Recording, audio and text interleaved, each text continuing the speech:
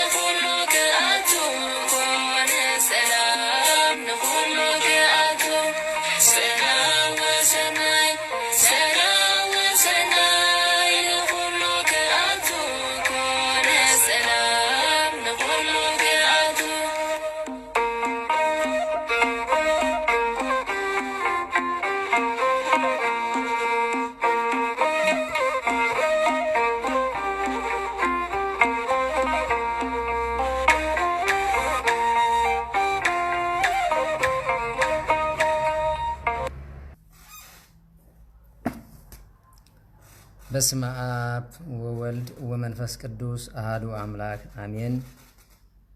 በስመ አብ ወወልድ ወመንፈስ ቅዱስ አሐዱ አምላክ አሜን። በስመ አብ ወወልድ ወመንፈስ ቅዱስ አሐዱ አምላክ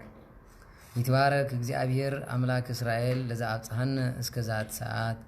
ቅዱስ እግዚአብሔር አምላክ እስራኤል አምላክ አበዊነ አብርሃም ይስሐቅ ያዕቆብ አምላክ ነቢያት ቀደምት አምላክ ሐዋርያት ሰበክት አምላክ ሰማዕታት አምላክ ጻድቃን ኩሎም አምላኬን አምላክኩምን አምላክ ኩሉ ዓለም ስጋብ ሰዓት ዚ ዘጽንሐና ክብር ምስጋና አምልኮ ውዳሴን ዘላለም ንዑ ይኹኖ። እመቤታችን ቅድስት ድንግል ወላዲት አምላክ በዚህ ዕለት ዚ ብፍላይ ወርሓዊ በዓላ ተኸቢሩ በአማላጅነታ ዓቂባ በቃል ኪዳና ኸብኪባ ኖ ድሕሪ ወዳ ኩሉ ግዜ እናፀዋዕና ያነብር ንሳ ድማ ኣብ የማን ወዳ ኮይና በረከትን ረድኤትን ካብ ፍቅር ወዳ እተዝንበልና ቅድስት አዴና ክብርን ምስጋናን ንዓ ይኹና። ሕርያን ቅዱሳን እግዚአብሔር አምላክ ቅዱሳን መላእክት ቅዱሳን ነቢያት ቅዱሳን ሐዋርያት ቅዱሳን ሰማዕታት ቅዱሳን ብምልኦም እግዚአብሔር ብዘኽበሮም መጠን ክብሪ ምስጋና ይብጽሓዮም። ብፍላይ ድማ በዚህ ዕለት በቃል ኪዳኖም ኣብ ምድረ አጋዚት ኣብ ምድረ ኢትዮጵያ ኤርትራ ብሙሉ ብሓፈሻ ማለት ዓብይ ቃል ኪዳን በዓል ዓብይ ውዕለት መስራቲ ገዳማት ብፁዕ አቡነ ሊባኖስ በረከቶምን ረድኤቶምን ይሕደረና። ከምኡ ድማ ብፁዕ አባታችን አቡነ አንበስ ባዕተ ማርያም ስለዝኾነ ማለት በረከትን ረድኤትን ይሕደረና። ብፍላይ በዓል አቡነ ሊባኖስ አባታችን በዓል ዓብይ በረከት ናይ ሃገርና ድማ በዓል ዓብይ ቃል ኪዳን ስለዝኾኑ ክብርን ምስጋናን ንዖም ይኹኖም። ብክርስቶስ ክርስቲያን ብወልድ ውሉዳን ብመንፈስ ቅዱስ መንፈስ እግዚአብሔር አምላክ زحادركم دك عدوم القدسان أفكرتي قدست ድንግል ወላዲት አምላክ ኣብ መሰረት ነቢያት ሐዋርያት ሰማዕታት ቅዱሳን ዝተሃነጽኩም ደቂ ዓዶም ንቅዱሳን ብምሉእኩም ፍጹም ሰላም እግዚአብሔር አምላክ ኣብዘት ዘለኹም ምስኩላትኩም ይኹን። ከመይ ውዒልኩም ከመይ ኣምሲኹም ከመይ ጸኒሕኩም አሜን። ልኡሎ ባህሪ እግዚአብሔር አምላክና በአና ብድኹማት ባረቱ ካብ ሎሚ ስጋብ ዘንት ዕለት ዝኸበረ ዝተመስገነ ዝተወደሰ ዝተቀደሰ ይኹን። هراي እግዚአብሔር አምላክና ብዘይግባና ንሕና ኃጢአት ክንሰርሕ ንሱ ድማ ንጽድቅ ጎደና ብትዕግስት እንዳተጸበ ካብ ኩሉ ነገር ከይጎድለና ንፋሳት ማያት እንዳዝነበ ፀሐይ እንዳብረቀ ብዙ ኃጢአትና ኸይራየ ብበረከቱ ኸቢቡ ብንስሐ ጽቤና አምላክና ሎማዓንቱ ናሕዲሩናስ ፍቃዱ ኮይኑ ድማ ራኺብና ኣሎ ማለት ንሕና ድማ ካብቲ ማሊ ሎሙ ተሓይሽ ካብ ሎሙ ድማ ጽባሕ ኢልና ንኸደሉ ግዜ ክኾነልና ናይ ኩላትና ተስፋ እዩ ማለት እዩ ስለዚ ትማል እንታይ ተማሂረ ትማል ነብሰይ ከመይ ነራ ሎሚ ኸ ከመይ የላ ኢልና ገምጊምና ከምቲ እግዚኣብሔር ዓቕሊ ገይሩ ፅበየና ዘሎ ንሕና ድማ በቲ ዝሃበና ዓቕሊ በቲ ዝሃበና በረከት በቲ ዝሃበና ዕድመ ንንስሓ ሞት ክንበፅሕ ናይ እግዚኣብሔር ኣምላክ ቅዱስ ፍቓድ ይኹን ሕራይ ትማሊ እግዚኣብሔር ኣምላኽ ብዝፈቐደልና መጠን ቡዳ መንፈስ ካበይ ተበጊሱ ከመይ ገይሩ ደቂ ሰባት የጥቀዕ ባህሪኡ ዝብሪ ኢና ነርና ማለት እዩ እሱ ስፍሕ ዝበለ ንኹላትኩም ኣብ ልቦናኹም ንኽሓድር ምግንዛቤ መታን ክንረክብ ዝተማሃርናዮ ማለት እዩ ሎማዓንቲ ድማ ካብኣ ቁርብ ጥልቕ ዝበለት ቡዳ መንፈስ ከምቲ ኣብ ኣርእስቲ ፅሒፍናዮ ዘለና ኣብ ባህሪ ያቱ ከመይ እዩ መንፈስ ዝኣትወሉ መንገድታት ወይ ዝኣትወሉ ከመይ ስለ ዝኾነ እዩ ቡዳ መንፈስ ዘጥቅዖ ሰብ ከመይ ከመይ ብልዩ ቡዳ ዝመሓላለፍ ወይ ድማ ቡዳ ዝሕዝብል ብመሰረቱ ክንመሃር ኢና ማለት ስለዚ እግዚኣብሔር መንፈስ ቅዱስ ኣብ መንጎና ተረኺቡ ክምህረናን ክግስፀናን እናቱ ሰናይ ፍቓድ ይኹነልና ስለዚ ሎሚ ዝሰምዕ ተሳኢኑ እምበር መምህር ኩሉ ሰብ ኮይኑ እዩ ማለት እዩ ኩሉ ሰብ መምህር ምስ ኮነ ከዓ ተምሃራይ ተሳኢኑ ኩሉ ሰብ ተምሃራይ ምስ ተሳእነ ከዓ ዲያብሎስ ንኹላትና ኣነ ቢሉና ማለት ኣነ መምህር ኣነ ሊቅ ኣነ ይብል ማለት ስለዚ ፌስቡክ ተጨኒቃትሉ ዘላ በዚ ስለ ዝኾነ እስኪ እግዚኣብሔር ኣምላክ ፅን ኢልና ንስማዓዮ ምናልባት ካብ ዓዘቕቲ እዚ ክንወፀሉ ንኽእል መንገዲ እግዚኣብሔር ክፈጥረልና እዩ እግዚኣብሔር ከካናውነልና ኢልና እንድሕር ዳ ብልቢ ጌርና ተረዲእናዮ ግን ብፍላይ ኣብ ክርስትያናዊ ህይወት ፅቡቅ ገይሩ ዘይተረድኦ ፀንሐ ርኩሳት መናፍስቲ እንድሕር ዳ ፈሊጥዎም ኣብ ክርስትኑ ብጣዕሚ ጥንኩር እዩ ዝኸውን ማለት እዩ እቲ ኣብ ውሽጢ ቤተ ክርስቲያን ብድፍረት ፀንሐ ግን ዝኾነ ነገር እንተመፅኡ ናብዚ እኳ እንተመፅኡ ንዓይ ጌጋ ክረኽበለየ ክመፅእ እምበር መንፈሳውነት ይመሃር ኢልካ ብዙሕ ልቢ ትገብረሉን ማለት እዩ ምክንያቱ ብኩረጃ እዮም ዝመፁ ማለት በቲ ገለ ፈሊጥናዮ ዝብሎ ነገራት ሒዞም መፅኦም ንደቂ ሰባት ልቡ ንምምቃል ንለዋሃት ክርስቲያን ንድሕሪት ንምስሓብ ዝኸዱ ኣለዉ ግን ካብዚኦም ነገር ተጠንቀቑ ምክንያቱ ነብሲ እዚ ንምሃሮ ዘለና ብዙሕ ጌጋ ክርከቦ ኢልካ ዘይሕሰብ ነገር እዩ ማለት ስለምንታይ ባህሪ ዲያብሎስ ዝፈልጥ ሰብ እንድሕር ኮይኑ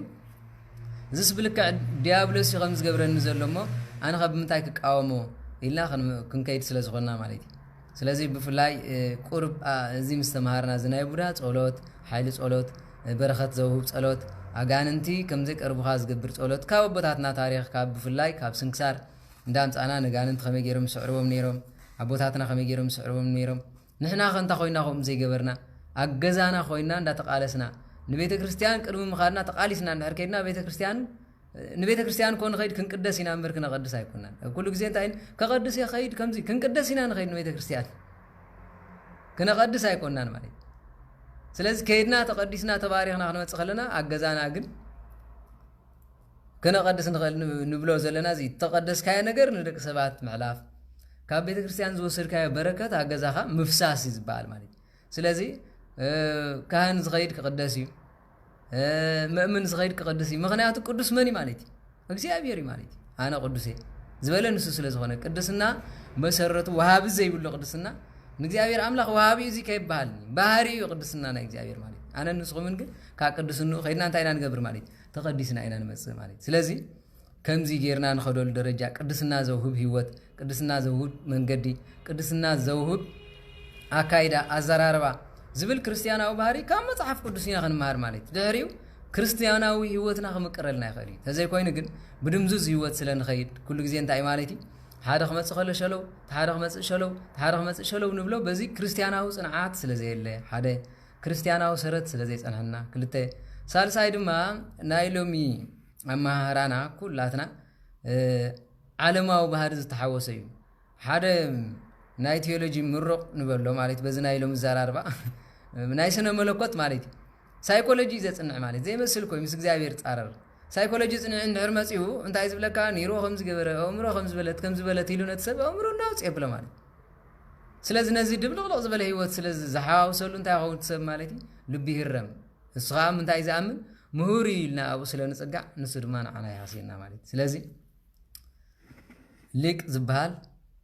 ትሕትና ዘርኢ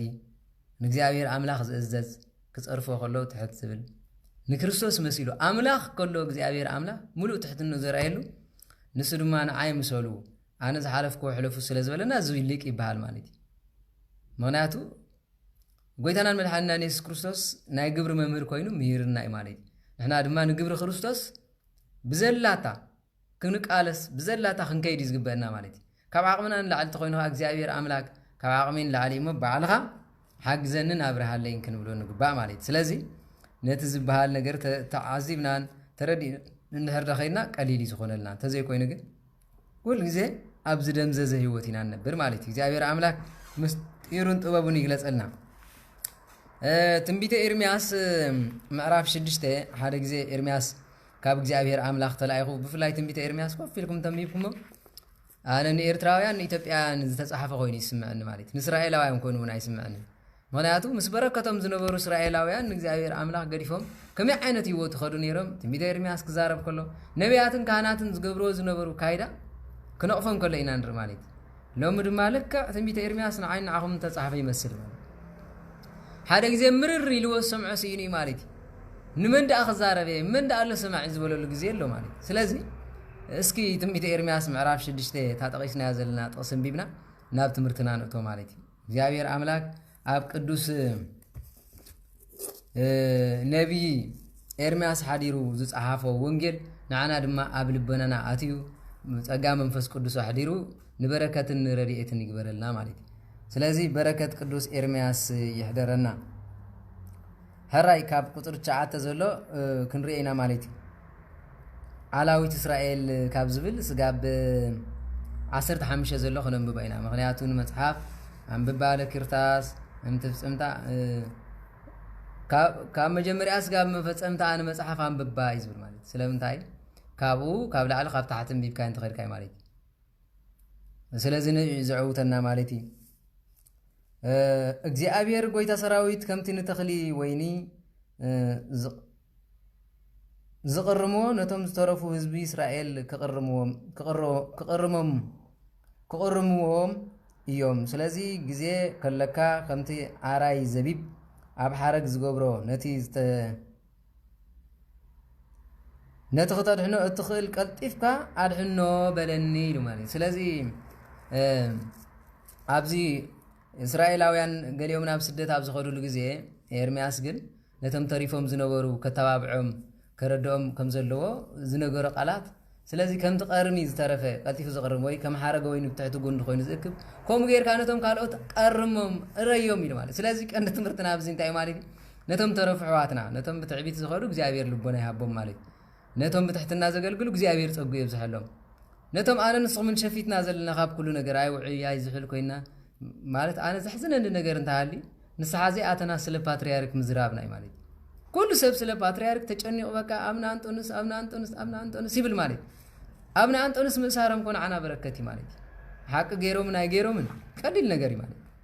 ሊቃውንቱ ተዛሪቦም አንሕና ጌጋ ይረኸብናሎ ምን ይሎም ማለት በዓል ከነፈርግ ብዝበልዎ ቀሊል አይኮነን ማለት ካብ መምር ከነፈርግ ቢ ንላዕሊ ኣብ ኤርትራ ከይዱ ምስክር ዝኽእል መምር እውን የለን ማለት ከይዱ አነ ተመርሚሩ ኣብኦም ዝበሃል ጌጋ ይተረኽበን ኣብ ካልእ ግን ስጋው ነገሪ ማለት ኣብኦም ዘሎ ናይ ስልጣን ባእሲ ኸውን ኽእል አነ ንስኹም ግን እንታይ ኢና ንገብር ዘለና ናምና አንጦንስ ምህልላ ዲ ዝጠቕሞም ወይስ አነ ንስኹም ና ፌስቡክ ስለ ዝተጻረፍና እነቶም ዘሎ ፓትርያርክ ምድግፍ ዲዘድሌና ወይስ ንሶም ናብ ልቦም ክምለሱ ለይትን ቀትርን ክንበኪ ዝግባ ማለት ኣብ ዓራት ከማን ክንድቅስ አይግበና እንመት ዘጋጠመ ነገር እንታይ ግን ሰነፍ ወለዶ በጋንንት ዝተታሐዘ ስለዝኾነ እንታይ ዝገብር ቲፎዘነት ይሕዘሞ ዓሌታው ባህሪ ኣብዮም በቆይሎም ከመይም ኢሎም መጽዮም ብዝብል ንዓና ኻ ዲያብሎስ ንዕኦም ኣባይስ ኸይኣኽሎ እንታይ ገይሩ ማለት ንዓይን ንዓኹምን ከዓ ምሉእ መዓልቲ አንታ ሕልና ዘይብሉ እንታ ድኹማ እንታ ገለ ኢልካ ክትጻረፍ ትውዕል ማለት ስለዚ ንዕኦም ዝጠቕሞም ሐዋርያት ተኣሲሮም ከለዉ በዓል ቅዱስ ጴጥሮስ ተረፉ ሕዋቱ ይጽልይሉ ነይሮም ሐዋርያ ጳውሎስ ተኣሲሩ ከሎ ምእመናን ከይተረፈ ይጽልይሉ ነይሮም ንሱ ድማ ኣብ እስር ቤተይ ኣብ ኩሉ ኸርተተይ ዘይተፈለኹምኒ ጸሎትኩም ድማ ዘይረሓቐኒ ኢሉ ከመስግኖም ከሎ ንርኢ ማለት ስለዚ ንዕኦም ዝጠቕሞም በጃኹም ኢለኩም ኣይትጻራረፉ ንባዕልኹም እንታይ ትርጉም ኣለዎ መጻወቲ ዲያብሎስ ኮይና እግዚአብሔር ክመጽእ ከላ ግን ኣብና አንጦንስ እንታይ ገይሮም ኢሉ ኣይሓተናኒ በዓል ኣብነ ሉቃስ በዓል ተረፉ ኣብ ዘለዉ ማለት እዩ ብሓፈሻ ኣብነ ሉቃስ ስለ ዝዘረበሎ እንታይ ገይሮም ኢሉ ይኮነን ክሓተና ንዓና ክመጸና ከሎ እንታይ ሓጢኣት ገይርኩም ኢሉ ክሓተና ማለት ስለዚ ንሕና ንባዕልና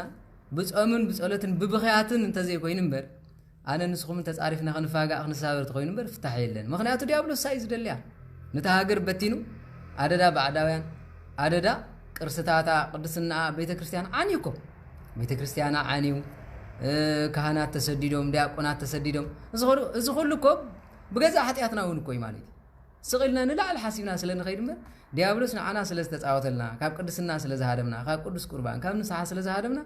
እዚ እውን ከጠንቅሎ ማለት ብስጋዊ ነገር ጥራይ ኣይትሕሰቦ ማለት ስጋዊ ከም መንቀልድ ኣኸውን ንኽእል እምበር ዲያብሎስ ቀንዲ ኣሲሩ ዝሓዘና ነዚ ማለት ስለዚ ኩላትና ክርደአና ዝግባእ ነገር ተሃልዩ ካብ ፀርፊ እዚ ይውፅኡ ካብ ፀርፊ ዝወፅእ ነገር ዝተርፍ ነገር የለን ማለት ሕማቕ ነገር ኣብ መልሓስካ ሒዝካ ንደቂ ሰባት ካብ ምፅያፍ ኣፍካ ሒዝካ ሰቕ ምባል ሓይሽ ማለት ስለዚ ክቡራት ኣሕዋተይ ኩልኹም ካብ ፀርፊ ገዲፍኩም ናብ ምህልላ ምግያ ይሕሸና እግዚአብሔር ኣምላክ ንነቦታትና ልቦና ሂብካ ንዓና ካብ ምክፍፋል ኣድሕነና ብመስቀሎም ተባሪኽና ብንስሓት ሓፂብና ንኸደሉ ግዜ ፍጠረልና ንሕይወትና ካብ ስደትን ናብ ሰዶማውነትን ዘይደልይዎ ህይወት ኣትዮም ካብ ምውዳቕ ንፀላእ ሰናያት ዝሰብር ኣቦ ተስአልና ልቢ ኩሉ ዝትርትር ብቓልካ ዝዛረብ ኣቦ ሃበና ኢና ክንብል ዝግበአና ማለት ስለዚ እዚ ነገር ዝገዲፍና እዚ ናይ ቡዳ ባህር እኮ ይባካ ቡዳ ነታ ሃገር ብሙላ ከም ዝገይሩ ስለዝሓዛ ኣብ ዝሓዞ ምፍጋእ ኣነ እንተመይተ ብድሕሪ ሳዕሪ ትቆላ ዛ ዓይነት ባህሪ ዘኸይ ዘሎሞ ክቡራት ኣሕዋተይ ውፁእ ካብ ዝዓዘቕቲ እዚ እግዚኣብሔር ኣምላኽ ዝሕግሶ ንዓና ንህዝብና ንሃገርና ንኩሉ ዝጠቕመና ነገር ፍቕሪ ድማ ንኩሉ ትኸድን እያ ኢልዋ ማለት ነዛ ፍቕሪ እዚኣ ክንልብስ ተኮይና ግን ኩላትና ትሕትና ንልበስ ኩላትና ኣገገዛና ኮይና ንብከ ማለት እግዚኣብሔር ኣምላክ ንመምህር መንሽሙ ኢልና ተተዛረብና ንሱ ናቱ ይብል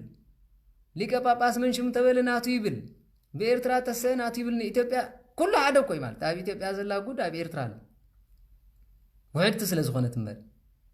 ኣብቲ ክልተ ፓትርያርክ ኣብቲ ክልተ ፓትርያርክ ይድለ ኣሎ ማለት ተራእዩ ተሰሚዑ ዘይፈልጥ ቅዳሴ ክትከይድ ከለኻ እግዚአብሔር ከይቅየመልካ ጥራይ ኣባ መንሽሙ ኣብቲ ካ ኣብነ መንሽሙ እንተይልካ ከመይ ጌርካ ከም ትብል ኩሎም ጳጳሳት በሊሎም ክዋጉ ይውዕል ማለት ስለዚ ዲያብሎስ ነዛ ቅድስቲ ሃገር እዚኣ ነዘን ሃገር እዚአን ንምጥፋእ ኢዱ ዘርጊሑ ስለ ዘሎ ክቡራት ኣሕዋተይ ኢዱ ከምዚ ገይሩ ስሒሉ ስለ ዘሎ ንዑ ዝመስሎ ሰበስልጣን ንዑ ዝመስሎ ኣብ ክህናት ቤት ኮፍ ኣቢልዎም ኣሎ ኣለልይዎም ጸልዩ ብኸዩ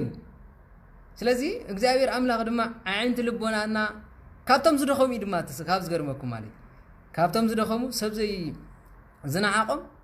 ካብኦም ተስኢኑ ነታ ሃገር ዝኾናኮ እዞም ኩሎም ኣብ ዛረብ ዘለዎ ኮ ፅባሕ ከም ሚሐ ተዘሪቖም ተርፊዮም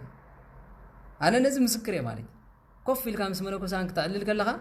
ማንም ዘይግምቶ መፂኡ ነታ ሃገር ሓፍ ከብዳ እዮም ዝብልካ ማለት መኣስ ኮኑ ኸውን ንሪኦ ኢና ንብል ዘለና ማለት ስለዚ ክቡራት ኣሕዋተይ ካብ ዝዓዘቕቲ እዚ ውፅእ ኢልኩም ኣብ ጸሎትኩም ኣድቡ ማንም ነገር ወረ ይትረፍ ማለት እንተተኻኢሉ ጸሎት ምግባር ተዘይተኻኢሉ ድማ ኣፍካ ምሓዝ ማለት ዓይኒ ዝረኣየቶ ዘበለ ኩሉ ግዜ ጥፋኣት ኣሎ ማለት ምክንያቱ ዓይኒ ናይ ነብሲ ብርሃን መብራህቲ ኢልና ትማል ተማሂርና ነርና ማለት ስለዚ ናብ ትምህርትና ክነኣቱ ኣነ ከዓ እንሆ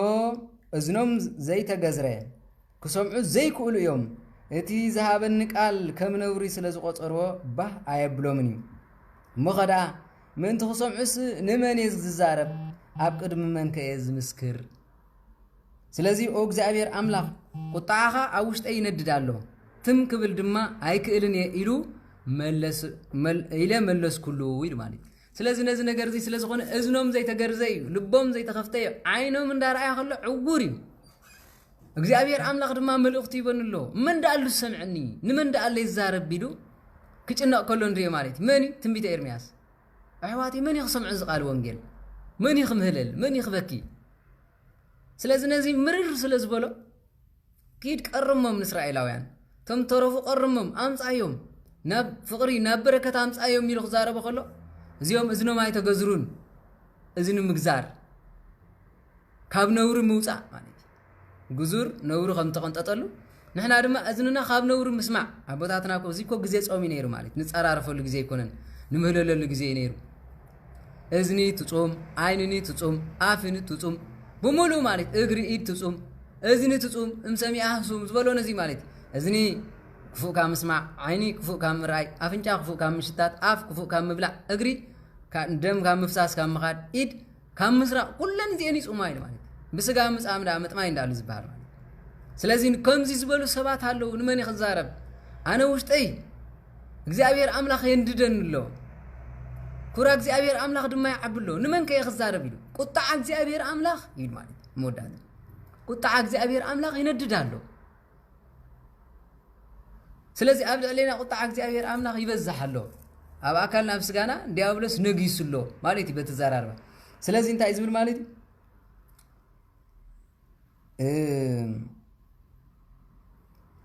አውሽጠይ ኦኬ ቁጣይ አውሽጠይ ይነድዳሎ ትም ክብል ድማ አይክእልን በቃ እግዚአብሔር አምላክ አነ ቁጣይ ይነድዳሎ እግዚአብሔር ዝሃበኒ ምስጢር ካሊ እዩ ይብላል ትንቢተ ኤርምያስ ነቢ እግዚአብሔር አምላክ ብዛዕባ ዝሃገር ዚኣ ብዛዕባ ዝም ህዝብ ዚኦም ዝነገረኒ ካሊ ከይብል ድማ ልበይ ቃጸላሉ ይነድዳሎ እግዚአብሔር ንዓይ ዝሃበኒ ካሊ ንዞም ህዝብ ዚኦም ተዛረቦም ዝበለኒ ካሊ ንሶም ግን እዝኖም አይተገዝረን ልቦኖም አይተኸፍተን ይባል أنا دم سق كبلاي كإلني سلازي تم كبلاي كإلني إلى ملص كله يبل مالي سلازي شو እግዚአብሔር ድማ ከም ዚሉ መለሰለይ ማዓተይ ኣብቶም መንገዲ ዘለው ህፃናትን ኣብቶም ተኣኪቦም ዘለው መንእሰያትን ከዓዎ ተመልከቱ ከምዚ ከማይን ከማኹም መጀመሪያ ንመን ማለት ማዓተይ ማለት ቃላተይ ኣብቶም ኣብ መንገዲ ዘለው ህፃናት ማለት በክርስትና ዘይደልደሉ ንክርስትና ጽቡቅ ገይሮም ዘይፈለጡ ንዓኦም ስበኸሎም ይል ማለት እቲኦም ካህናትዮም እቲኦም ዲያቆናትዮም እቲኦም ዓበይቲ ዘለው ንዓይን ይቆምን እዮም ነቢያት እኳ ትንቢቶም ገዲፎም ናብ ካልእ ከይዶም ኣብ ትንቢተ ኤርምያስ ፍላይ ነቢያት ትንቢት ስለዝጠፎም ንሓለም ተኸይተረፈ ናብ ደስ በሎም ይትርጉመው ነይሮም ከምዚ ናይሎም ማለት ነዚኦም ግደፎም ጠፍዮም እቲ ቃላተይ ግን ኣብቶም ህፃናት ከዓዎም ይሉ ህፃናት ዝበሃል ዘለው እምነቶም ንኣሽቱ ዝኾኑ ዘይደልደሉ ንኹሉ ኸመዝኑ ዘይኩል እዮም ግን አንቀሐዮም ኢልዎ ማለት ድሕሪ ጽንዒሉ ድማ ማዓተይ ኣብቶም መንገዲ ዘለው ህፃናትን ኣብቶም ተኣኪቦም ዘለው መንእሰታዮም ከዓዎ ኣብ ካልእካ ተኣኪቦም ዘለው መንእሰያት ታኾይኖም እዮም ዝእከቡ ዘለው ኩሎም ብዘባ ይእከቡ የለውን ኩሎም ብዓዲ ይእከቡ የለውን ኩሎም ብኣውራጃ ይእከቡ የለውን እንታይ ኮይኖም ሰላምን ፍቕርን ደልዮም ቃላተይ ግን ኣብኦም ከዓዎ ኢሉ ማለት ቃላተይ ኣብኡ ንድሕር ኣኽዒኻዮ ንሶም ልቦም ክኽፈት እዮም ሓደ ጻድቕ ኣይክስእኒ ሓደ ንዕኦም ዘረድ ኣይክስእኒ ኢሉ እግዚአብሔር አምላክ ድማ ክምልሰሉ ከሎ ንርኢ ማለት ስለዚ ሰብኡትን አንስትን ክውሰዱኦም ተመልከቱ ማለት አረጋውቱን ኣይክንሓፉን እዮም ስለ ቃላቱ ዝኸበረን ተመስገነን ይኹን አረጋውት ይኹኑ አንስት ይኹኑ ብምሎም ዝንሕፎም የለን ሸለል ዝብሎም የለን ጳጳስ እንዲልካ ዝንሕፎ የለን እግዚአብሔር ኢዶ ክትመጽኽላን ኩላትና እዚያዳ ዓባይ ሰበይት እንዲያልካ ዝናሓፍ የለን ሓቂ ጌርካ ጽድቂ ጌርካ በመንገድ አምላክ ጌርካ ግን ማንም ትንክፈካ የለን ማለት ስለዚህ ነዚ ኩሉት መንፈስ ተበሊዕም ስለዝነበሩ እዚኦም ህዝብ እዚኦም ኣብ ትንቢተ ኤርምያስ ዝነበሩ ቡዳ ባህር ዝነበሮም ሰባት እዮም ብሙሉ ብኽፋእ ዝተታሕዙ ክፉእ ቡዳ ዝሓደሮም ነይሮም ስለዚህ ነዚ ክግዝኡ ስለዘይከኣሉ ግን እግዚአብሔር ናብ መናት ይቡ ማለት ናብ ህፃናት ናብ መናት ይቡ ናብ መንእሰያት እግዚአብሔር አምላክ ካብ ቦታትና ይሕሸልና ማለት እቲ ዝሓለፈ ዘመን ካብ ቦታትና ይሕሸልና ለምኮ ገገዛኹም እንተደዊልኩም ኣዴኹም ኣብ ክሲ ኣቦኹም ኣብ ክሲ ኣዴተና ኣብ ክሲ ኣቦኹም ኣቦይ ኣብ ክሲ ኣቦዮም ዝውዕሉ ማለት ኣሕዋትን ንባዕሎም ኣብ ቤት ፍርዲ እዮም ዝውዕሉ ማለት ስለምንታይ ተሓደ ነተሓደ ሰልተ ሰዲድ ካልእ ዝዛረብ ዘረባ ኢኻ ትሰምዕ ማለት ስለምንታይ ፍቕሪ የለና እግዚአብሔር የለን ኣምልኾ የለን ሓደ ግዜ ዝከማን ዘጉ ነገር እንተሃልዩ ንእሽቶ ሳሎን እንተገዘኢናሎም መሊሶም ይድቅሱ እምበር ኣይጽልዩን ማለት ደዊልኩም ኣቦይ ኣብ ጸሎትካ ዘክረኒ ኣገዳም ከድካ ስዋይ እተውለይ ዝበል ኣሎ ኻባኹም ኣሎ ዶ ኣነ ዓቕለይ ፀይብኒ ናብራ ስደት ኣይከኣልኩውን ኣቦይ ኣብ ጸሎትካ ዘክረኒ ዝበል ኣሎ ኻባኹም ኣይመስልን ካባይ ጀሚርካ ማለት ስለዚ ክቡራት ኣሕዋተይ ነቦታትናን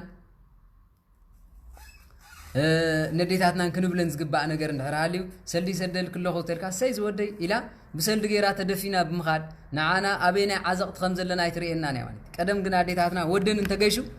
ማርያም ወላዲት አምላክ በሰላም መለሱ ይኽብላ ከለዋ ዝኾነ ነገር ከጋጥመ ከሎ እግዚአብሔር አምላክ ድማ መደቀሲን ከርኤን የሪኦም ነበረኝ ሽዕንሰን ድማ ምህልላን ጸሎትን ይሕዛ ነይሩ ለምግናይ ግዱን ወላድ እንድዒ ኣብ ኤርትራ ዘሎ ወላዲ ጨካን ኮይኑሎ ወዱ ብሕፃ ኣብ ዓዘቕት እንዳኣተው ከሎ ኣብ ኣደባባይ ወፂ ምህልላ ዘይሕዘሉ ብቡዳ መንፈስ ተበሊዕ ብዝበልዕን ብዝሰትዮን ጥራይ በቃ ኣደዳ ሽኮርያን ጸቕጥ ደምን ኮይኑሎ ማለት ድኻ ሽኮርያ ሒዝዎ ድኻ ካንሰር ሒዝዎ ሃብታም ካንሰር ሒዝዎ መንፈስ ኣይኮነን ሒዝዎ ታዲያ ማኣስክ ምህለል ይኾኑ ሓደራኹም ንስድራኹም ከይድ ከተማሃለልለይ ሰለስተ መዓልቲ 7 ግዜ ንቤተ ክርስቲያን እንዳዘርክ ጸልይለይ ይብልዎን ንሱ ዘዋፀና ንዓና ማለት እምበር ብጉዳይ ቤት ክህነት ብጉዳይ ገለ ክንባእስ ኣይንኽእልን እግዚአብሔር ናቱ ዋና ኣለዎ ኣብ ግዜኻ ኩሉ ሰናይ ክገብሮ ምዃን እመኑ ካባይን ካባኹምን ግን ትድለ ነገር ታሃልያ ኢድካ ዘርጊሕካ ንእግዚአብሔር ኣምላክ ኣቤቱ ኣድሕነና ጠፊእና ኢና ምባል ስለዚ ከምኡ ክንብል እግዚአብሔር ኣምላክ ይሓግዘና ተማሊ ዝረኣናዮ ናይ ቡዳ ባህሪ ከምዚ ካብ ኮነ ሎማ ዓንትስ ክጉዱ ንርአይ ማለት መጀመርያ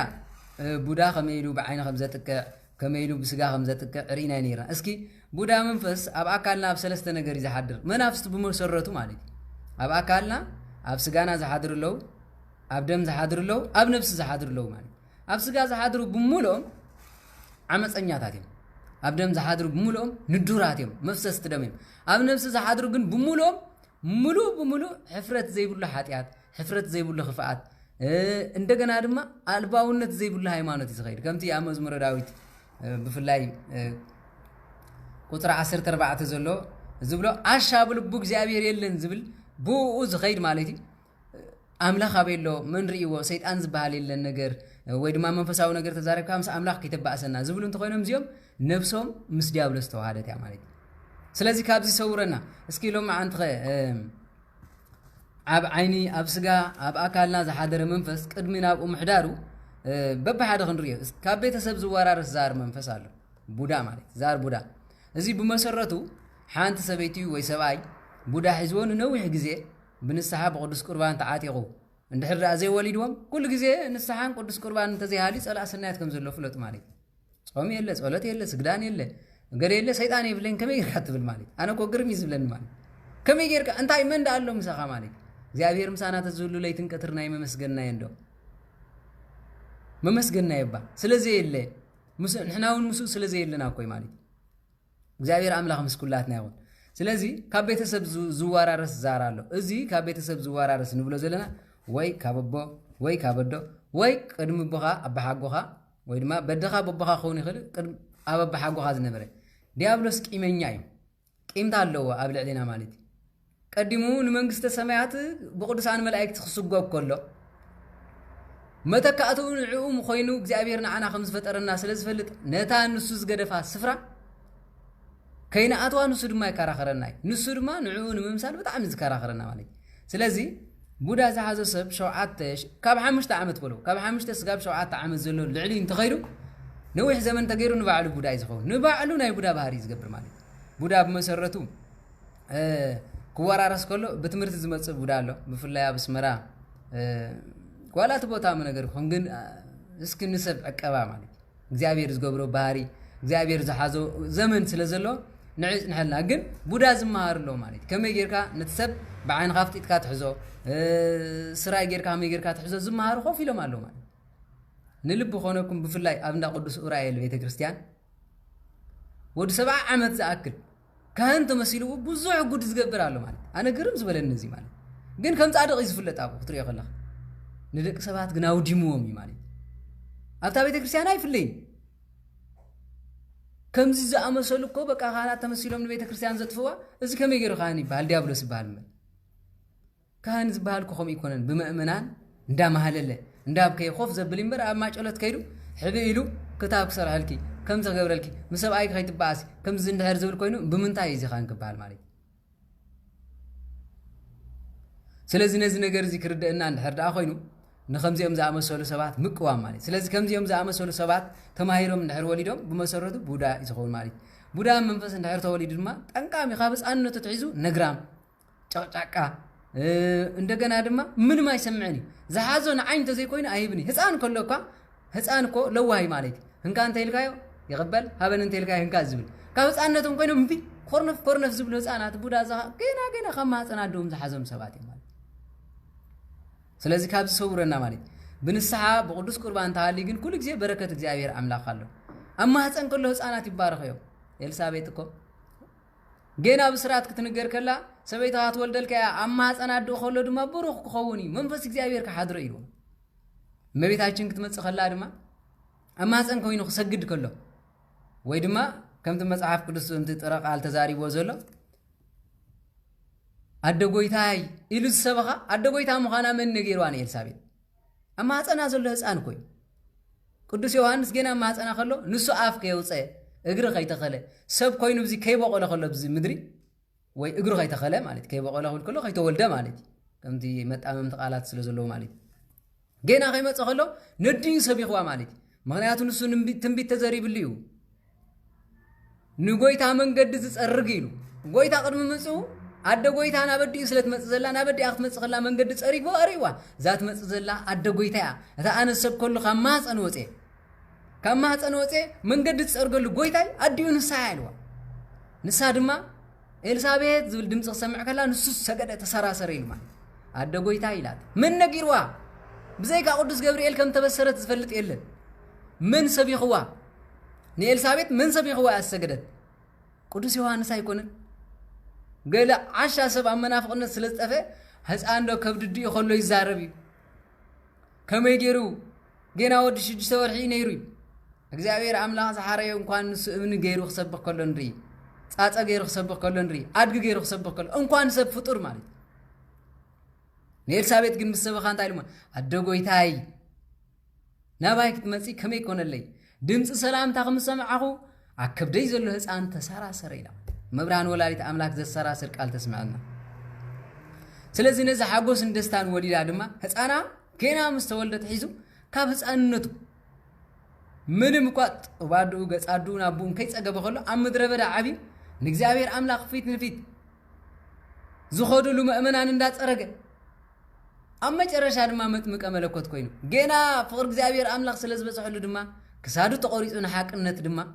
ክሳዱ ጥራይ 15 ዓመት ሰበኸት ይብል ታሪያ ከም ዝበሉ ወለዶ ኮይም ኩለዱ ዝግባእ ካባይን ካባኹምን ቡዳ ዘይበልዑም ክፋእ ዘይሓዞም ከምዚ ዝበሉ እዮም ነይሮም ማለት ከም በዓል ሄሮዳድያ ከም በዓል ሄሮዶስ ዝኣመሰሉ ክፋኣት ግን ንጉስ ተወሊዱ ምስ በለብቕና ዓይኒ ልቦም ስለ ዝተዋሕፀ ንህፃናት ቤተልሔም ኣውድሞም ናይ ደርጊ መንፈስ እኮ ወይ ናይ ኣብየት ዝበሃል መንግስቲ እዚ ዓይነት መንፈስ ስለ ዝሓደሮ ካብዚ ዝውለዱ ቅዱሳን እዮም ካብ እመቤታችን ተወልዲዮም ስማን ስመይ እንዳጸውዑ ካብ ደብረ ሲና ክውለዱ እዮም ካብ ኣኽሱም ክውለዱ እዮም ካብ ላሊበላ ክውለዱ እዮም ዝብል ቃል ኪዳን ስለ ዝኣምን ኣብየታዊ መንግስቲ ድማ መፂ ይውደም እንዳበለ ሰባት ኣጥፊዎም ታዲያ ምስ ደርጊ ተጸጊዑ ዝነበሮ ንስሓ ገይሩ ናብ ቤተ ክርስቲያን ተመሊሱ እንተዘዮ ተወሊዱስ ወዲ ደርጊ ዝነበረ ጽቡቕ ገብር ኢልኩም ተሓስቡ ቡዳ ዶ ይሓዞን ሃገር ዶ የጥፍእ እንትብሉ እስኪ መንፈሳውያን ኩኑ ቀስ ኢልኩም ማለት እግዚአብሔር አምላክ ካመን የተወሊደ ኣነስ ክብል እስኪ ኩላትና ሰስድራና ንርአዮም ብድሕሪዮም ድሕሪ ድማ መንፈሳዊ ግንዛቤ ክንረክብ ኢና እግዚአብሔር መስተውዓል ልቦና ይዓድለና ስለዚ ዛር ቡዳ ከም ስለ ዝኾነ ብምሉእ ንምጥፋእ ባህሪ ማለት ስለዚ ኣብ ደርጊ ዝተወልደ ሰብ ወይ ድማ ኣብዚ ወራር ወያነ ዝተወልደ ሰብ ቶሎ ጥራይ እምበር ካልእ ክተምፅኡ ይትኽእሉን እዮም ኣይመፅን እያ ቡዳ እዩ ዓለም ንምጥፋእ ንግስነት ጥራይ ንበይኑ ንምሓዝ ንምውዳእ ማለት እስኪ ተመልከቱ ቡዳ ዝሓዘ ንጉስ እኮ እስኪ ተመልከቱ ኣይጉየኩምን ዞም ኩሎም መንእሰያት ረጊፎም ከም ቆፅሊ መጻወትና ማዓቢትና ኣይከሰርናን ኣምሳያናቱ ተኻሒስና ኢና መሬት ኣይባእሰናን ቡዳ እኮ ሒዞ ማለት ሰብ እኮ ይመይቱ ሰብ ይመይቱ ትማሊ ተኽሊ ወይኒ ዝመስሉ እዮም መይቶም ማለት እዚኦም ኣይሞቱን ዝብል እንድሕር ኮይኑ ዓገብ ነዚ ምህልላ የድልዮን ትብሉ ታዲያ ቡዳ ይሓዘን ትብሉ እግዚአብሔር አምላክ ልቦና ይዓድለና ካህናት አቦታትና እዚ አይሰማዕኩምን ሊቃነ ጳጳሳት አይሰማዕኩምን ጳጳሳት ቆሞሳት አይሰማዕኩምን መነኮሳት አይሰማዕኩምን ዲያቆናት አይሰማዕኩምን እግዚኦ መሐረነ ክርስቶስ ዘይበልኩም ታኹም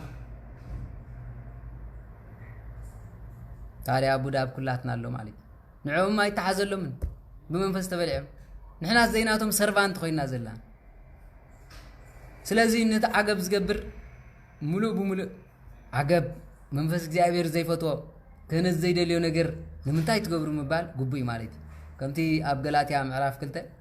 ንቅዱስ ጴጥሮስ ሐዋርያ ጳውሎስ ቃውሞ ክለንሪ ንምንታይ መምህር ንስኻ ኢኻ ንዓይ ዋላ ሊቀ ጳጳስ ሸምካኒ ከም ዝገበርካኒ ስለምንታይ ከም ዝገብር ኢሉ ክዛረቦ ከለንሪ ንሱ ድማ ቃላት ውሕልና ታዘራርቡን እምነቱ ንሪዩ ብሓቂ ኣሚኑ ሓቂ ኻኻ ወደይሉ ተቐበለ ኢሉ ሐዋርያ ጳውሎስ ኮይ እስኪ ገላትያ ምዕራፍ 2 ተንብቦ ንሕና እኮ ካብኦም ንበልጽ ኮይና ኣይኮናን ግን ሓደ ግዜ ብጨቕ ስለ ዝብለካ ኣቦና ከምዚ ጽቡቕ ኣይኮነን ንዓና ከምዚ ኣይኮነን ኣብ መጽሓፍ ከምዚ ኢሎም መን ኢሉካ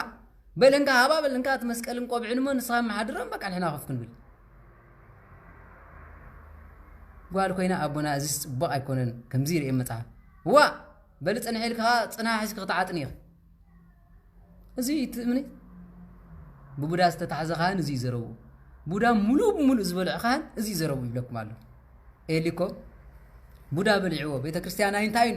دقون دا زمو داخف أخلو ولا حنتي قبرن هنا جن بحاتياتا ببخياتا نجزابير تلمونو نيرا أرجف أبيلان عتا صق إلى خطبك خلا جزابير أملاك نعي إمن غير كاري خافت إركاني ما هزأني كفتو نعها زقلقل ولا رهابني نعها زي قلقل تقوين قل ما هزأني كم كوحعص أو إلا ناي بحقنا يلبا مسبخيت جابير أملاك دما لبون آري اتخان دما بتعبيت انت هيدا نقوم مدريدي غويني صغير كساتي غيت زارب زلخي أبوي أنا ناي صغران ناي لبئز نقرو زلخ حتى أتي بصلوت كذكرن أمبا زابير بلخم لبخي يقبر الكيلو تعبي كم لبخي يقبر الكيلو تعبي زابير أملاك جن نتعبي النتون نتقال تزاربك قال كان سلسخونن قبر اللايب زابير كبر مسجاناني خنو عبي واقع يبلون تعبيت منهم واقع يبلون أبا أنت تبالك أبا أنت تجبرك ولا قبع أنت تجبرك ولا بدأ بابا أنت سبقك منهم واقع يبلون ولا سالساي سما أنت بتصحكم منهم كونتي أبيل له تحتنا بودا زحزخهم يا اسكي ناب تمرتنا عند قتلنا هنكيد كلنا خطري وق أما منفساو بودا خمي أبسقاو أزيك قليل نجري لبوهم كفيتكم تراي عجب العر حالي العر أزاي كون أنتم بلغنكم فكمل نعاونوا قصنا مالي سلازي كم زي مالي أزي عينة ولد أزي زارو بودا سلاز حزو بخلو نجر تبلعيو بخبي خيو يبلونكم على ما هو فلوت يبلون منفساو فلوت يبلون سقاوي هابتي يبلون منفساو هابتي يبلون نحن تقطع في بلا سايكولوجي خمزي أي لايبل نحن تخمزي أي بلا هايمانوت كمزي لايبل نحن تخمزي أي بلا بوليتكس كمزي أي لايبل كنتايب أبيلو فيسبوك يمتى أبيت الليك نسدو ما نايبودا قالو خينو نقولو مؤمنان زورق زغاني يوت امنت بزي بلو كايدا ويد ما أملو غزي بلو يوت كمز خير قبرو مالي هزي نايبودا بهاري እግዚአብሔር ካብ ሰውርና እስኪ ከም ስለ ዝኾነ ዛር ዝበሃል ብዘር ዝመሓላለፍ ኣሎ ካልኣይ ድማ ብዓይን ዝዓርፍ ቡዳ ኣሎ ብዓይን ዝዓርፍ ዝበሃል ብመሰረቱ ዘይናቱ ዝደሊ ካብ ልቦና ሕልና ካብ ውሽጢ ትሒዙ ዓይኑ ብምምናይ ልቢ ብምምናይ ንዓይኒ ብምርኣይ ብርሃን ያይልና ያኔ ኣርትማሊ ዓይንኻ ናይ ነፍስብነት ብርሃን መን ያ ማለት ዓይን ያ ልብኻ እንድሕር ሓሲብዎ ድማ ዋላ ዓይኖ ልቦንኻ ዋላ ዕውር ኮ ዝሙ ዕውር ኣይዝሙ እንዲ إذا مكوي بزن السمع عين سور مالت عور أي بحال قريتا عين سور كوي زمي أمام كوي سمعي بعين زرعين أبو زن ترجمو ننجرات كم سقبر تري خمالي سلازي نزي نجرزي أنا أبغى وصل الزخالة أنت أي مالتي لبانو وفحفيو بلبانو أنكيلو بعينو اللي بموساد عمس أنياهم سلازي الناس زمت منفس الله أقبل نستيت كل جزيت أما أنت أي مالتي قرطي كمانا جبزنا ولا نود نحر دليات خوينا أوشت أخوينو ديابلو ستايز بلا أبيت قرطي أقاما فريد صغرو أوز مسل حمو كم زبالة ملو ما عالتكومي مرجع مالتي لبونو انتهي مسل سرحو أخبرتو زلو هايمانوت زلو تحتنا زبل يلن ما نمسب تدعتت كما يزبالة ودت دالي وا كيف زلو كما يزبالة تدالي ريري زبالة نفسون قلون كومبليت تزخوني أحزابا وزارار باكو باكا أسوس لزخوني وشتنا بخبي خوي كما يزبالة تقوال تدالي وا بزح الزارت كندي زرايد سلام انتاي زي راس لزودت مسايك تنبريا من أفستا أكيبا ياد مسأكاز الله كم يزبالة تقوال تدالي كماي زي أم خاص قدر تحاتيات أنا غم إفريم نعيت مسلاي دل زي أبير كاباي تحاي شفت أرى ليمبر سلازي زي أبير أملا حقن انتايلو أبوتاتنا انتايلو كابوبخاي حشلكا كابوبتاتكم يحشلكم كابخات حاي شفت أرلكا كابخز حاي شفت أرلكي بهالنير مالي لو ممكن نعخاز مسل يفت أرلكا أرى مرقم نتفضل انت حر راشة هاي سيجارة وينو خمات فت أرلكا كل تاريا ما أسينا لبخ نقبر نايبو دامر رقاسي مالتي سلازي نزي نجر زي تردينا عند حركم كاين كنا نتنجر كردنا عينتنا من تاي وعلالو لومي أوالدنا أبو بداية تبلعن بفاشن شو ندا قرطي ندا خداونتي قرط خدانن كم زخونا له بمبالكوا جينا قالين سا بوستر تلتفن كل لاي بسئلن بعين نداوقون قاسيلكم سكحتتو فاشن شو تبغى أدرجوال سكحتتو كندي ساعات قبل تدركس سكبلوان 3 ساعات أنت دقيسة أخولي نعي حساول أي تدركسن مهنياتو ببودا سلسة بلعت كل نفسها بسقايات نبر حسابا كنتو ودو من درافي أب مدرخ وصي خمس بقول كله هو زبلو كلهم نايتي بزحي أجان أنت نايتي من منفس نص سلسة خونه أوافاري هيوتو بزبوزي تاري أبو براي تبلع أنت بلو سلازي نزي سلازي خونه بعين حاديرو كاو وشت ندقة كاب دقنا وشتخ كاب دقنا وشت زبال كالو مان نابنت مريم مغدلاويت شوعات أجان أنت نيروا هذا خابون بوداي ماني سلامتاي أبسبنت حاديرو ملك عاي غير بودا نحرد أهلي ونحنت قالن ستيتي نزومت نحرد أهلي ملك عاي تصبغاي هذا جزء منافس بنفسنا تعلم هذا جزء بق تفل نفسها هذا جزء فس مثل قمصل هذا جزء دما كل نفس غاي نفاح هذا جزء خا يماتب نابنا شجارات سحب حاشش سحب سب نحر كوينو ديابلس أكالون بهاري إنكم سلسلة دللي مطمئات يزجبروا مالي سلازي قرص ملك عني غير مخانك آخر الدنيا يقبأ مالي كبرات حواتي كاب عزق تاجان أنت وسألنا أنت عالم هيوت أنت عاني تنابران نبرالنا اسك جزانا قص سيلنا نرأي لو من تتمايركم كون إيش تمسفلتكم ديابلس خمس جبرك أخيت بلو قدمنا عهم غيركم زلوا مساري قدمنا عجير نزلت ساري أنا حواتي كم زميتنا لنا زبلكم زلوا مالي أنا زحلفكوا أنا زحلفكوا سقاي أنا نجزابيرنا نفلت مالي جن نجزابيري مسجد سلازي كلات ناس عين البنا أنا خفيتنا ننفسنا تعانت عزقتي إذن برزلو سريع برختي بالليل أبز خدكوا بلعب زحوا جنزبي حزني هي وسيلة بخيني تايز قبر زلو تاي قبر يسرح له شو قدي فوق بقى عدد أمار مخان حسينك أمارونا حلفلون عالمنا عاي كم زي تخونن فليت أيلو أبش جاران حششنا موداتها كنت النتي أتمال سلازي كم سلاز خونه بعين صغير وبعين زعرف بودا كلنا حمامي إذا سوى زول حمام دليل كنا نا حمامي مسألة لي يبلي لنا مسألة لا حمام أبو الأسس حاضر بودا من فسكوي بزرعية تسأليلو بزرعية حميم سلاز خونه نا حمامي مسألة لي معبدي محممي إذا قالت زي سنايك زي أبيردي لومي رجبيت غير واسع تمسع أبيت علمنت عناني هابكي أبيت قرصي عندي كم كوي كنا نيرو كدان باغور لتقول ببي حفرت كابدا باي موسى نور كابدا باي موسى كو حاتيات እግዚአብሔር አምላክ ኮሙ ገይሩ አብ መላእክት ከይቀልዓክ ዝተኸደነ ዳም ባል የለን علمنت عناني هابكي أبيت قرصي أبيت الرايا أبيت عيني هاي بودا سلازي بز بودا زي تبلعنا نخي سلازلنا كبرات حواتي كلاتنا خنستوعلي قبلنا سالس كم سالساي بدم وسط زقمت بودا منفس አለው زي بدم زقمت አብደም ውስጥ እንዳተዛዋወረ ዝለሞዶ ናይ ደም ባህሪ ናብነት ጓልን ሰይት ኮይና ዶርሆ ዝሕረዳ ገለን ድሕር ኮይኑ አበቦና በሐጎና እንተ ነይሩ ጠይል በጊዕ ዝሕረዳ ነይሩ አብ አካልናን ስጋናን ምስ በጽሐ አብ ደቅ ተባዕትዮ ሓደ ግዜ በፍንጮም ዘይቋርጽ ደም ማለት ሓደ ግዜ ድማ ብዙኾነ ነገራት እዳውም ዳውር ዋላ ዝኾነ ነገር ክትገብርካ ሕልፍ አቢሉ እንጥብ ይብለካ ማለት ታደም ዝገበረ ገይሩ ይወስዳይ መጨረሻ ድማ ዘይተደለየ ባህሪ አብ ዘይተደለየ ደም ይወስደካ ማለት ጓልን ሰይት ካኹም እቲ ደም ጠይል በጊዕ ዝሕረዳላ ነይሩ ተዘይ ሓሪድካ ፈርስ ገይርካ ተዘይ ሓጺብካ አመውዳታ ተደጋጋሚ ወርሓዊ ጽግያት ናይ ጓልን ሰይቲ ናይ ቡዳ መንፈስ ቅዱስ ንቤተ ክርስቲያን ክትከይዳ ሓሲባ ከማን አቋርጽ ዋይ ዝሓድር ብፍላይ ኣብቲ ናይ ዝሙቱን ክንሪኢና ማለት ወይ ድማ በዓል ቤታን ዘመናት ተፈልይዋ ጸኒሑ ምስለው ቅዱስ ሩካቤ ክትገብር ኣብ ዝደለየትሉ ንሱ ይቅድማ ማለት ናይ ዴታታ ይምጸላ ናይ ዴታታ ከለዋ ምስ ጓልን ሰይቲ ምርኻ ኣብ መጽሐፍ ቅዱስ መቕዘፍት ኣለዋ ኃጢአት ናይ ዴታታ ከለዋ እንድሕር ኣትረኸባንካ ኣብ እግዚአብሔር አምላክ ብጣዕሚ መቕዘፍት እዩ ዘሎ ማለት ስለዚ ናይ በዓል አውናን ህይወት ሪና ነይርናይና ወላውን ኣብ ሕጊ ኣዴታታ ናይ መርገም ከለዋ ዝተራኸበ ዘበለሱ ፍንፉን ይኹን ርጉም ይኹን ይልወሎ ማለት ከምዝ ገበረ የለን ማለትኩም ዲ ሙዳ መንፈስ ኮይ ማለት ኩላትና ኣብቲ ዓለም ስለዝነበርና ነዚ ምውፃእ ያሸና ንእግዚአብሔር ሲ በዲልና ኢና ክንብል ይግባና ማለት ስለዚ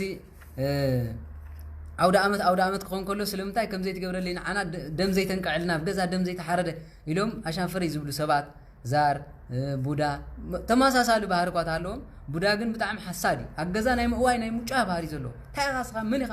ነግራም ባህሪ ዘሎ ማለት ስለዚህ እዚ ነገር እዚ ክርዳእና ገይሩ ኣብ ስጋ ዝዓረፈ መንፈስካ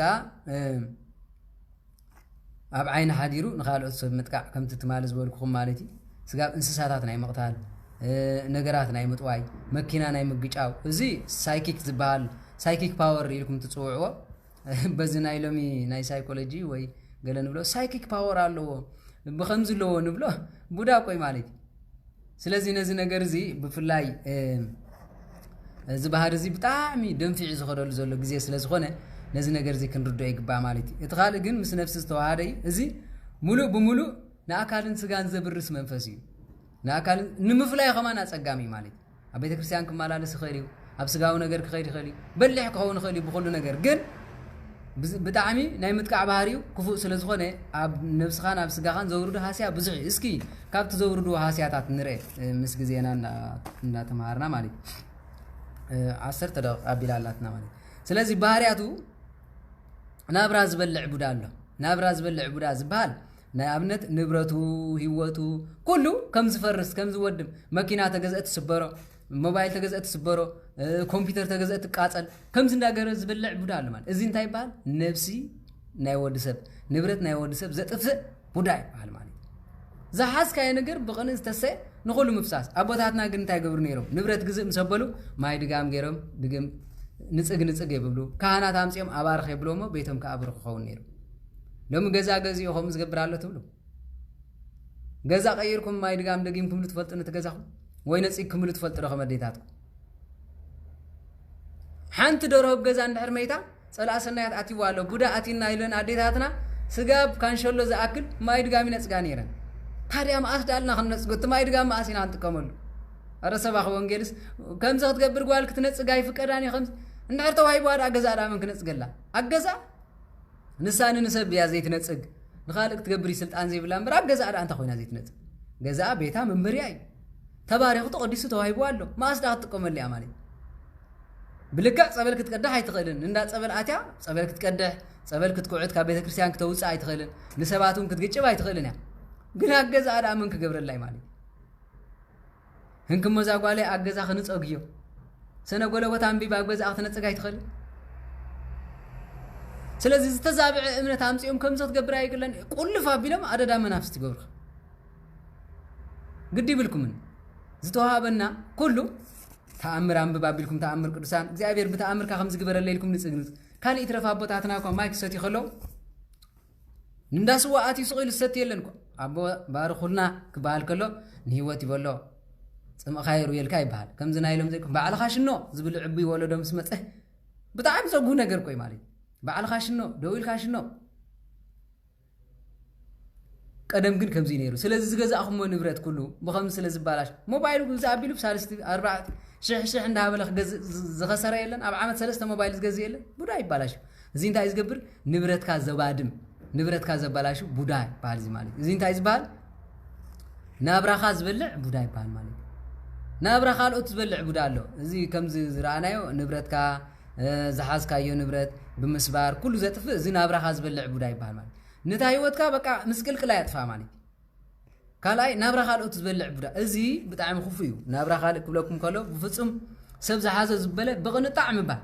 ውይ እዚኣ ባሃበኒ ካበይ ገዚእኻ ካበይ ምፂኻያ ከምኣዝ መሰረት ስኢኑ እኮ ይኮነን ማለት ቡዳ ባ ኮይኑ ብልዕ ይብሎ እንካ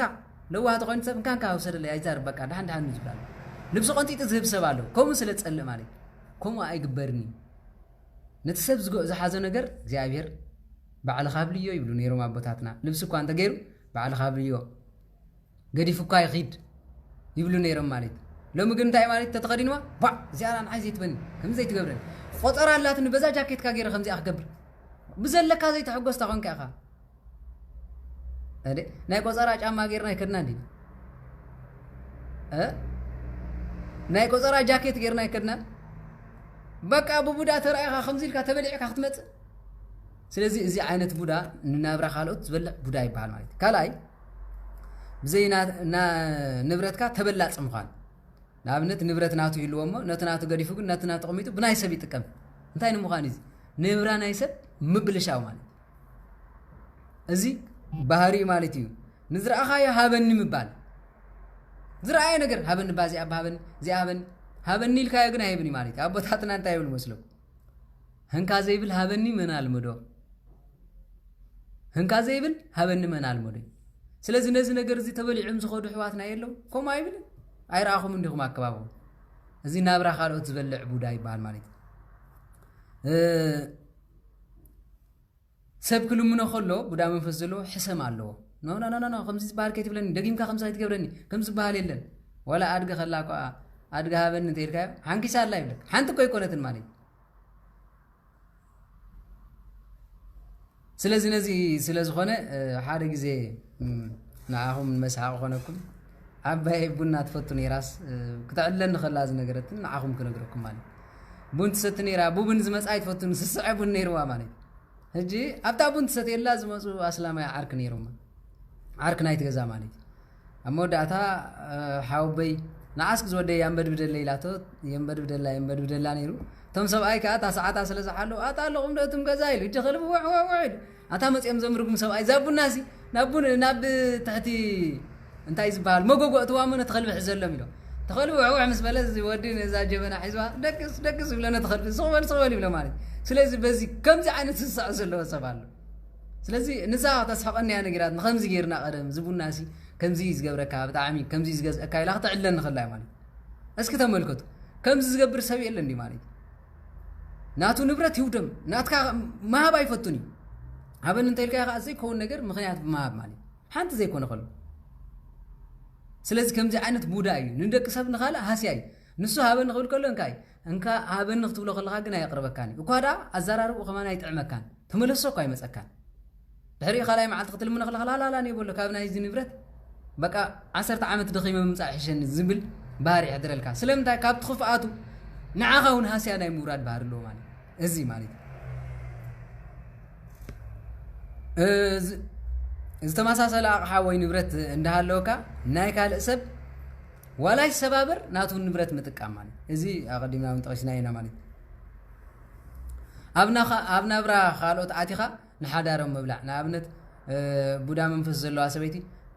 እንድሕሪና ኣብ ጎረቤታ ኸይዳ እንተፀኒሓ ኣይ ኣንታ ዝናብሮ ምስ ክንደይ ፅብቕ ከምኣ ጌርና ንሕና እውን ክንኣልክ ክንትብል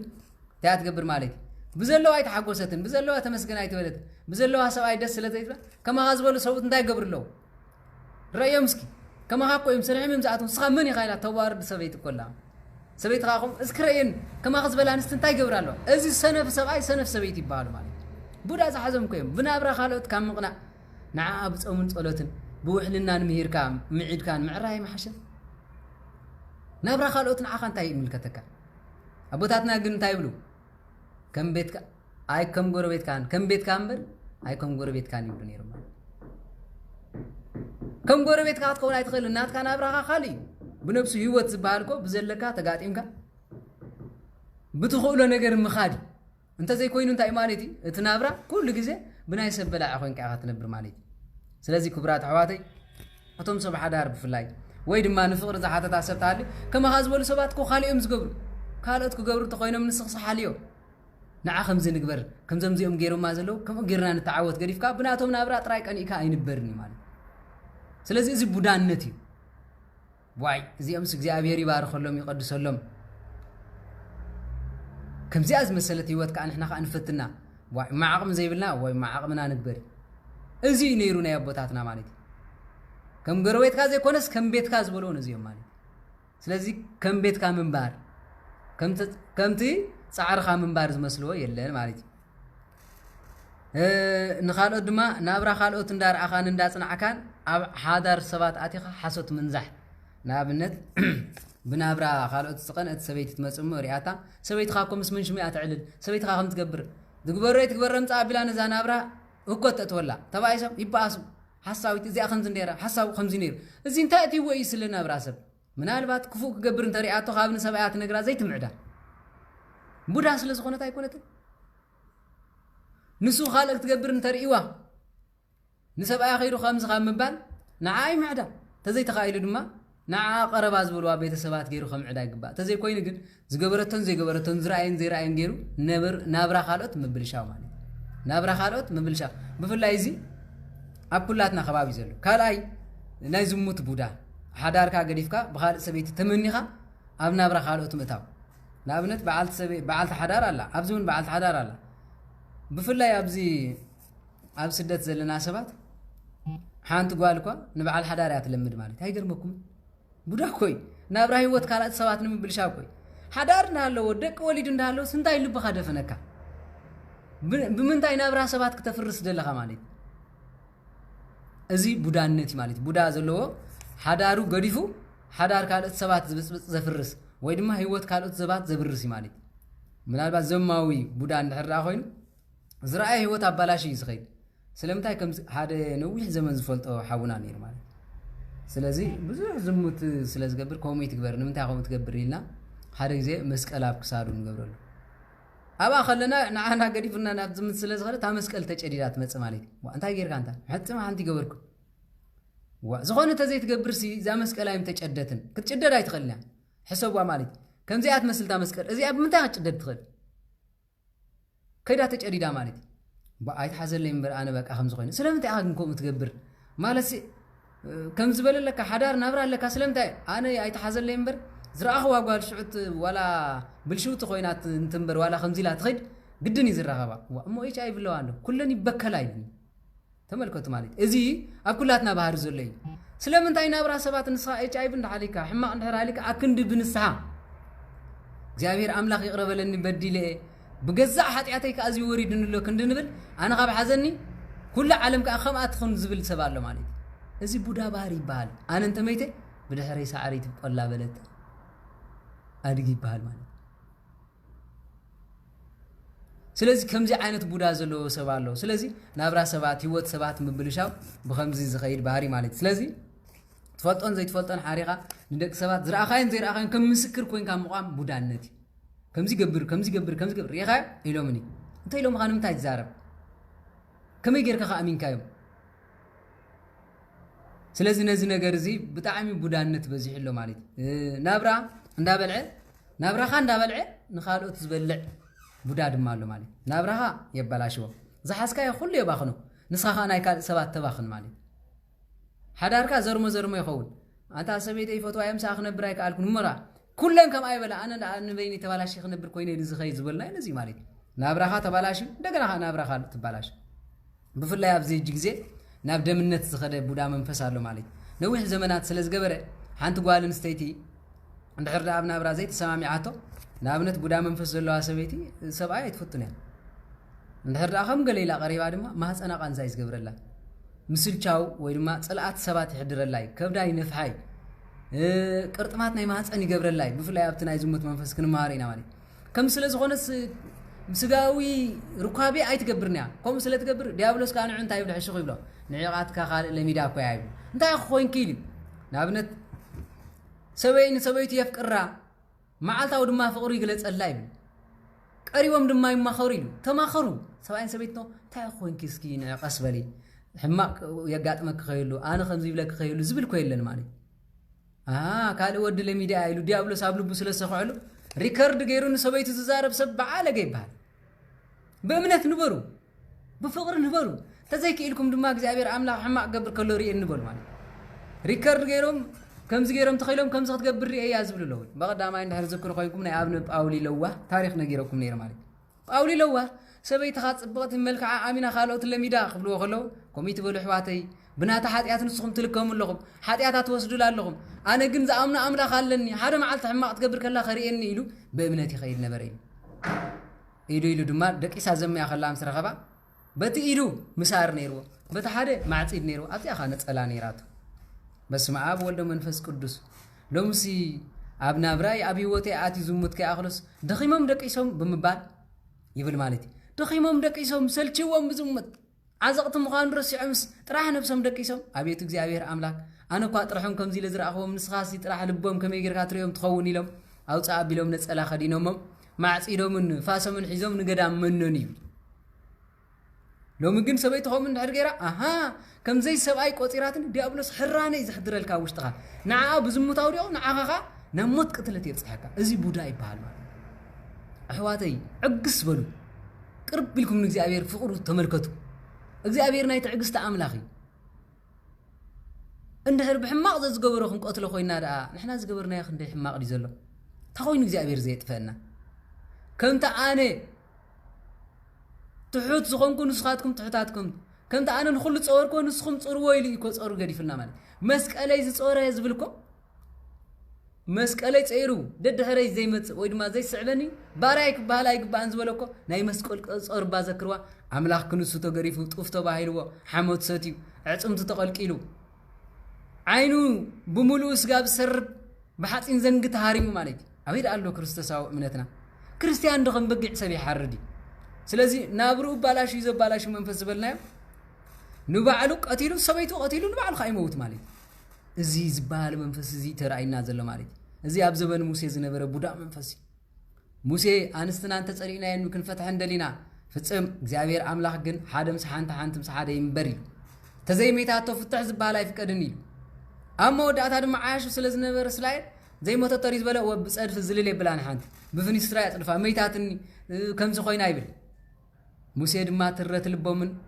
ናይ እግዚአብሔር ቃምላን ምስዓረም ስለዝራይ አይን ዘንቆራ አይን ይንቆር ይሉ እግሩ ተቆርጸ እግሩ ይቆረጽ ምስበለ ሞት ፈሪሕም ገደፎ ይብል ማለት አነ ንስኹም ግን ሞት አይን ፈርሓን ተዋሂድና እንዲ ስለዚህ ነዚህ ነገር እዚ ወድ ሰብ ንሰበይቱ አምቅታል ዝወጽሕሉ ባህሪ ዝፈትዋ እንዳሎ ትፈትዋ እንዲኻ ከመይ ጌርካ ትቀትላይ አነ ብድሕሪያ በቃ ዓለም ክትነብር አይደልያኒ እንታይ ፍለጥ ሓደ መዓት ጸሎት ጌርካ ልባን ተሰበርካዮ تحتنا قارئة نعاها تماريخ تمسك تخيل إنده اتصال ساي نفس بلي عزب العزب هالدما أزي حبوب منفسي نديك سبات جودا يكونن أبكال السبات زمين دقنا خانة يبالا شو مالك مسبعات تحضر مسكال السبعة كتحضر كم زلات خوينا قل كله بمستيراو تقبله أزي مستيراو بودا يبان نفس بالاشو نفس سبعة نفس بالاشو نفس دق زبالاشي مالك رابعاي نفس زبالاش بودا زبال دما نبعلو اب عمص اب كفات اتي ندق سبات كفات زمر تنكل زمر ازي عمص زلو بودا يبال مالي سلازي مس نفسنا مسغانا مسدمنا ازي توحيدنا يكون نطف زلنا وي حزب كريستيان كلاتنا رغ نبل كدفو እንደዚህ ጫውጫውታ ዛዓውታ ገገዛና እንደንጠምት መንግስተ ሰማያት ማእከልኩም አላ እንዳበልና خلو ካለ መንግስተ ሰማያት እንደልለና እታ ማእከል ተባዘላኮ ቤትናን ተጸፊፉ በቅድስና አንተ ተጋሪዱ ማን ይቃወምና ነዚ ፍቅር ነዚ ሃይማኖት ዝንታ አይዝና ዝኸለና ማን ማለት እግዚአብሔር ቅልጽሙ ዝሆነሉ ሰብ እግዚአብሔር ኃይሉ ዝሆነሉ ብጹዩ ብጹ እግዚአብሔር አምላኩ ዝሆነሉ ሰብ ብጹዩ ታዲያ አምላኬ ሆይ በዲለከ አብደቅ ሰባት ቋቆው ማይግበንን ክንብል ዝግበና በخفانا خي አክል ድማ ሰበኽት خفاات ኮይናለና ማለት بموتنا غير أكل دما سبقت موت كوينا لنا እግዚአብሔር ካብ ዝሰውረና ስለዚህ ከም ስለ ዝኾነ አመዝሙረ ዳዊት ምዕራፍ 14 ካብ ሓደ ስጋብ 3 ኩሎም ረኸሱ ኩሎም ዘይጠቅሙ ኾኑ ፈጽሞም ዓሊው ይልና ማለት ኩላትና ዘይንጠቅም ኮይና ቤት ክህነት እንተኸድካ ሁሉ ዓሊው እንዋዕሊ ባስ ቤት መንግስት ተአትኻ ሁሉ ዓኒ ኩሉ ባስ ኩሉ ብምንታይ ተታሕዝ ማለት በቡዳ ተታሕዝ እግዚአብሔር አምላክ ካብ ቡዳ منافس تخابر خصان منافس يسورنا سلازي أما زمر داويت قطري 14 اسكت أنا خلنا ببخابت متحف مالدي نقول متان كتقمنا لب أملاك داويت أب قطري 14 عشاب لب أملاك يلبوني بالشوات يوم فنفنات قبر دما يقبرو حدا قواسنا يزقبر يلباني حدا أملاك يلني لهم كحيدهم تأفيهم يميلنا እግዚአብሔር ካብ ሰውረና ድህሪ ድማ ብልሽዋትዮም ፉንፉን ግብር ድማ ይገብሩልና እዚ ፉንፉን አይኮነን ዘለና ህይወት ፎይ ኮነን እግዚአብሔር ኮ አይን ለዎ እግዚአብሔር ኮ እዝን ለዎ ታዲያ ነዚ ኮዩ ነብይ ምስተጨነቀ አትማህዋተይ አይን ዝፈጠረ እግዚአብሔር ዘይርኢ ደይመስለኩም እዝን ዝፈጠረ እግዚአብሔር ዘይሰምዕ ደይመስለኩም ኣብ ዝፈጠረ እግዚአብሔር ዘይዛረብ ደይመስለኩም ዝበለኮን እዚ نحنا وصينا بزنت تزاربنا غغزانا زر እግዚአብሔር ኮለና ማለት ክፈርደና خلو ግን በግብርና አንበር በግብር ሰባት አይኮነን ስለዚህ ኩላትና ንድሕሪት ንመለስ ኩላትና ንቡዳን ቃወሙ ቅጽላ ቢሉ ቅዱስ ዳዊት አቡና እግዚአብሔር ዝደልዚ ለባም እንተሎ ክሪ ኢሉስ እግዚአብሔር ካብ ሰማያት ናብ ደቅ ሰብ ጠመተ ምን አልባት ደለባማት ይልዎም ኢሉ ቁልብ ተጠመተ እግዚአብሔር ግን እንታይ ረኽብ ይኸው እግዚአብሔር አምላክ ምን አልባት ደንታ ለባማት ይሉም ይሉ ናምን ጠመተ ይል ማለት ናብ ምድሪ ጠመተ ኩላቶም ዘንቢሎም ዘለው ኩላቶም ረኺሶም ገለሰና ይዝገብሩን የልበን ሓደ እኳ የልቦን ይል ማለት ኩላቶም ዘንበሉ ኩላቶም ወደቁ ኩላቶም በኃጢአት ተማረኹ ብሞት ድማ ተአስሩ ኩሎም ዘንቢሎም ጸንሕዎ ይል ማለት ቅዱስ ዳዊት አባታችን ምክንያቱ አብ ግዚኡ ጻድቅ ዘሎ መሲሉ ወንስ ሳውል ቁልሕ ተበለ ሳውል ንጉስ እዩ ካህናት ምስ ዝነበሩ ምስ ወጊኖም ንሱ ግን ፈቆደ በረኻ ክስደድ ከሎ እግዚአብሔር ቁልሕ ተበለ የለን ጻድቅ ሲኑ ማለት ኩሉ ነገር አጉይዎ እግዚአብሔር አምላክ ለባም ተሳይኒ ሞ አድሕነና ይል ማለት ቅጽላ ቢሉ ድማ እዞም ንህዝበይ ከምንጌራ ዝውሕጥዎም አብ እግዚአብሔር ዘይጠርዑ ገበርቲ እከይ ኩላቶም ሲ ፍልጠቶም የብሎምን እዩ እግዚአብሔር ኣብ ወለዶ ጻድቃን እዩ እሞ እኖ ዓብይ ፍርሃት ሒዝዎም ንምኽሪ ቁጣዓ ተቋናጽቦ ኣለኹም ግናኸ እግዚአብሔር ምዕቆቢ እዩ በቃ ንጻድቕ ነገር ከምዚ ኣይትበልዎ ቃል እግዚአብሔር እዩ ሸለል ኣይትበልዎ እዚ ንዛረቦ ዘለና ቃል እግዚአብሔር ኣይኮነን መንፈስ ኣምላኽ ኣይሓደረን ትብሉ እስኪ ምርምሩ ቀስ ኢልኩም እስኪ ምርምሩ እዚ ወዲ እንታይ እዩ ዝብል ዘሎ ገለ መናፍስቲ ውሽጥኹም ኮይኖም እንታይ ኢሉ መን ነጊርዎ ከም ዝብል ዘሎ ውሽጥኹም ኮይኖም ክዛረብ ከሎ እንታይ ዝብል ዘሎ ዝወዲ ካበይ እምፅእዎ ዘረባዝ ገሊኡ ድማ ሓቅና ባይና ጠፊእና ኢሉ ብልቡ ዝመራመር ብመንፈስ ቅዱስ ተሳሓለ ኣሎ ማለት መናፍስቲ እኳ ኣብዚ እንዳተዘራርብና ኣነ ንስኹም እንታይ እዮም ዝብል ማለት መን እዩ ከምዚ ኢልዎ ከምዚ ገይርዎ ከሳስደ ይኮነን ንሱ ስለዚ ብኸምዚ ተታሒዝና ኢና እሞ እግዚአብሔር ኣምላኽና ካብዚ ይሰውረና ሓደ እኳ የልበን ጻድቕ የለን ኩሎም ዓልቡ ኩሎም ዘይጠቕሙ ኾኑ ኢሉና እግዚአብሔር ኣምላኽ ናብ ጠቕሙ ናብ ረብሑ ይለውጠና ዝፈጠረና ስንብር ከም መላእኽቲ ንዕኡን ምግልጋል ነይሩ ዝፈጠረና ሃሌሉያ ለአብ ለወልድ ለመንፈስ ቅዱስ ይዘን ወይ ዘልፈኒ ለዓለም ዓለም ክንብል ይነ ነይሩ ግን ሓደ የለን እስኪ በመንፈሳውነት ዝተላመደ ቡዳ መንፈሳውነት ተላመደ ቡዳ ከመይ ባህሪ ምናልባት ጊዜ የለና ንመስለኒ ጊዜኹም ከወስደልኩም ስለዘይደሊ ሕራይ ጊዜ ስለዘየለ ንሎም መዓንቲ መንፈሳዊ ቡዳ ወይ መንፈሳውነት ዝተላመደ ቡዳ ኣብ ደቂ ሰባት ዘለዎ ባህርን ዝብል ጽባሕ ከም ፍቃድ ኣምላኽ ክንመሃሮ ክንፍትን ኢና ማለት እዩ እግዚአብሔር ኣምላኽ ተቋጺርኩም ኣይበለና ናይ ጽባሕ ሰባት ድማ ይበለና ክቕጽል ኽእል እቲ ትምህርቲ ንስኹምን ከም ዘይትወፁ ይፈልጥ እየ ጸጋ መንፈስ ቅዱስ ምስ ኩላትና እዩ ተኾነ ግን ሃካይ ወለደ ስለ ዘሎ ቀስ ገይሩ ነናይ ሰዓት ኢሉ ምናልባት እግዚአብሔር ልቡ ከፊትሉ መታን ክሰምዕ ኢና ብኽፋል ንገብሮ ዘለና እምበር ሙሉእ ለይቲ እኳ ለይታዊ ትርኢት ክርኢ ይሓድር ኣሎ ሰብ ማለት እዩ ስለዚ ክቡራት ኣሕዋተይ እስኪ ገለ ለባም ተተሳእነ ቀስ ጌርኩም ንሕዋትኩም ሼር እንዳገበርኩም እስኪ ስምዓያ እንዳበልኩም እስኪ ስደድዎ እግዚአብሔር ልቦም ከም ዝኸፍተሎም በዚ ጥርጣሬ የብለይን ኣነ ማለት እና እግዚአብሔር ኣምላክ መንፈሱ ይለኣኸልና ብቅዱሳኑ ከም በዓል ነቢያት ቅዱስ ኤርምያስ